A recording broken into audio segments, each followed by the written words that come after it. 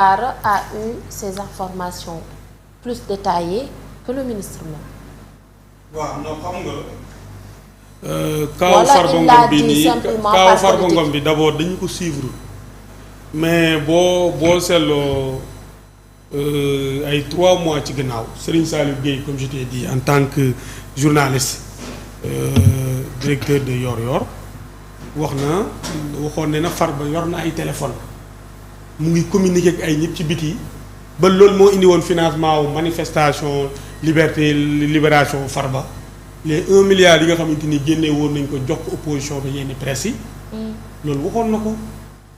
et pourtant ba mu koy wax gars yi joxuñu ko benn considération pour vous dire que ne le Sénégal c'est un petit pays il faut que aussi les gens comprennent le Sénégal dëkk bu ndaw la luy nit di def jàpp ne li ngay def mun na nekk secret yaa ngi nax sa bopp les communications yu mu doon def muy dem.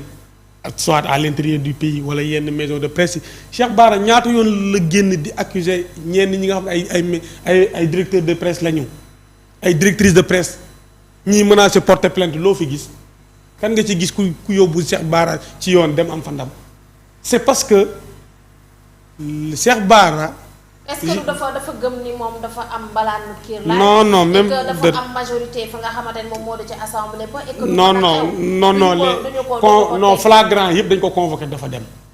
mbalaanu kiiraay yi boo ko déggee dafa nekk mais yi ñu ko convoqué yëpp yoo xamante ni flagrant dafa génn wax dafa dem woyu ji donc c'est pas une humilité boo xamante ni moom la jàpp di couvrir mais seulement parce que dafa nekk dans le renseignement xam nga tey investigation yow mi nekk ci maison de presse di nga ko xam.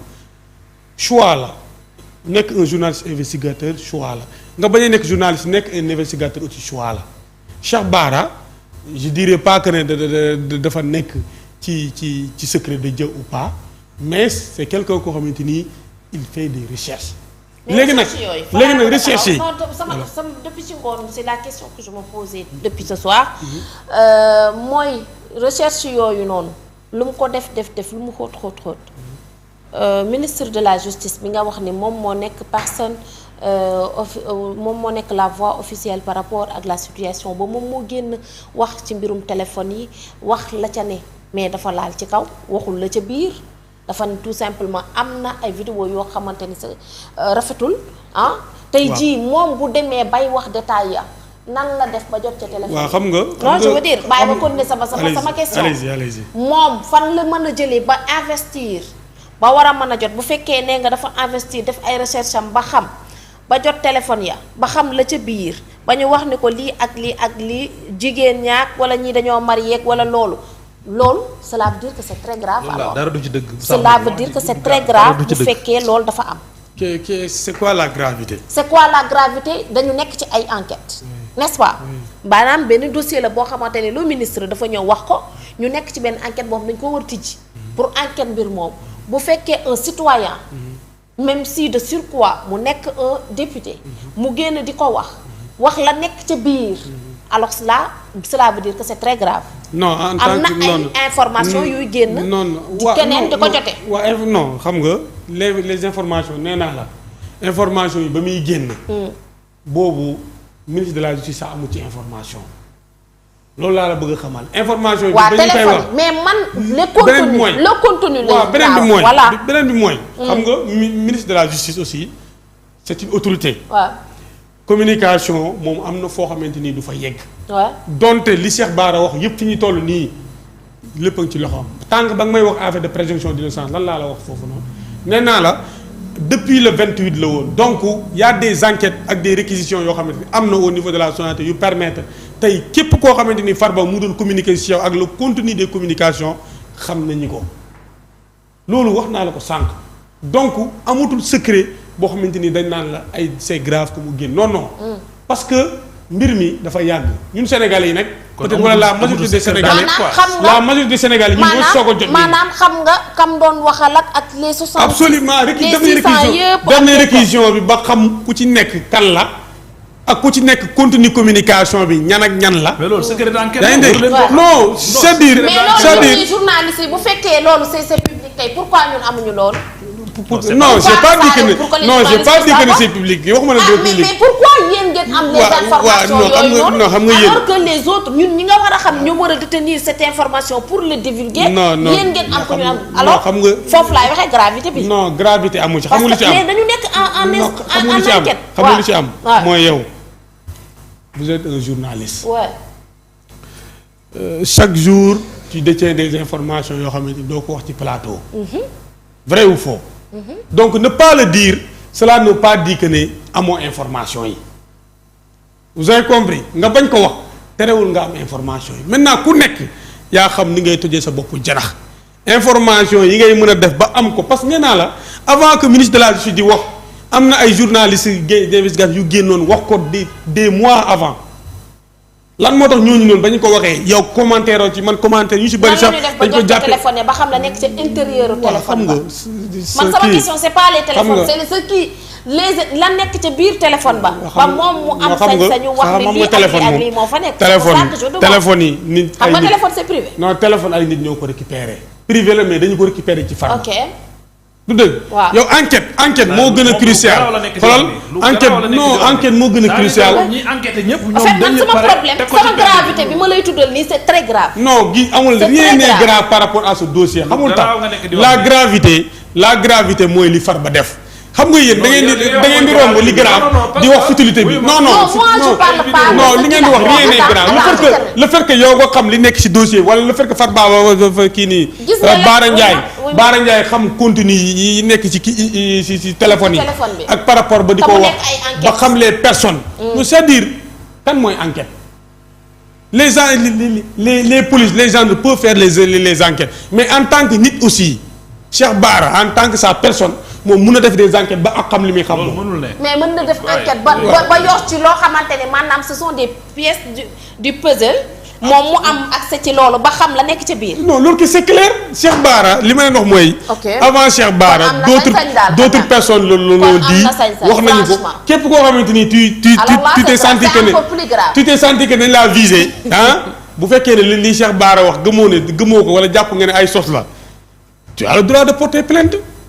nee naa Serigne Saliou Gueye ba mu waxee manifestation libération Farba ne gars yi dañ leen Farba da leen jox 1 milliard les gens ont porté plainte am na ñu fi newoon di yooxu journalistes yi nga xamante ni dañ leen jox xaalis pour ñu xëy lan nga fa gis le lendemain bi nga xamante ni ministre de la justice def na communiqué bi au lieu ñi xëy wax ak Sénégalais yi ci benn communication bu véridique dañoo xëy di manipuler. ñan ñoo xëy di manipuler.